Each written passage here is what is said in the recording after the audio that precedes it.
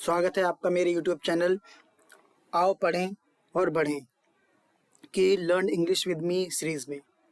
आइए दोस्तों, हम एक अब पोएम पढ़ेंगे जिसका नाम है ए फार्म।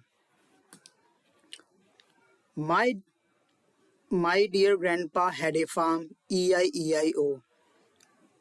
मेरे दादाजी के पास एक फार्म था EIEIO। And on that farm, और उस फार्म पर ही हैड ए काउ, उनके पास एक गाय थी EIEIO। With a moo moo here and a moo moo there. कभी वो यहाँ पर मोमो करती, कभी वो वहाँ पर मोमो करती। मोमो जो कि इसका गाय का साउंड होता है, जिससे आवाज़ करती है।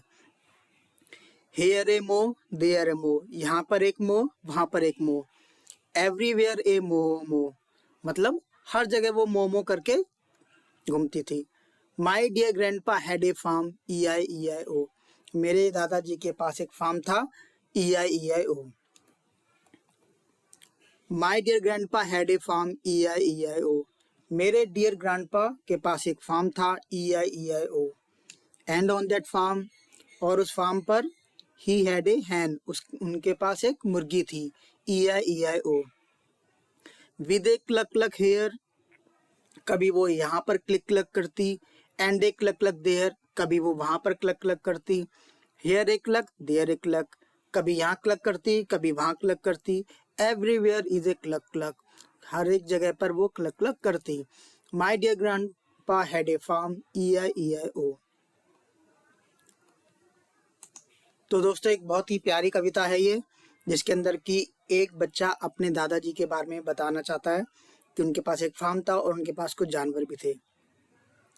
तो दोस्तों, एक बार इस पोएम को दोबारा रिसाइट करते हैं। अभी हमने इसको पढ़ा और इसका मतलब जाना। अब हम सीधा सीधा इस पोएम को पढ़ते हैं और जानते हैं कि इसको कैसे राइम करते हैं। My dear grandpa had a farm EIEIO, and on that farm he had a cow EIEIO. With a momo here and a momo there, here a mo, there a mo, everywhere a momo. My dear grandpa had a farm EIEIO. My dear grandpa had a farm EIEIO, and on that farm he had a hen EIEIO. With a cluck cluck here and a cluck cluck there, here a cluck, there a cluck, everywhere a cluck cluck. My dear grandpa had a farm EIEIO। तो दोस्तों, आपने देखा कि किस तरीके से ये poem हमने पढ़ी। आप एक एक शब्दों को देखें, जहाँ पर मैं पढ़ रहा हूँ उनको प्रोनाउंस करें और उनको बोलने की कोशिश भी करें। और बड़ी प्यारी कविता थी। चलिए दोस्तों, अब हम देखते हैं कि कैसे हमारे पास कौन कौन से शब्द आए इस कविता में।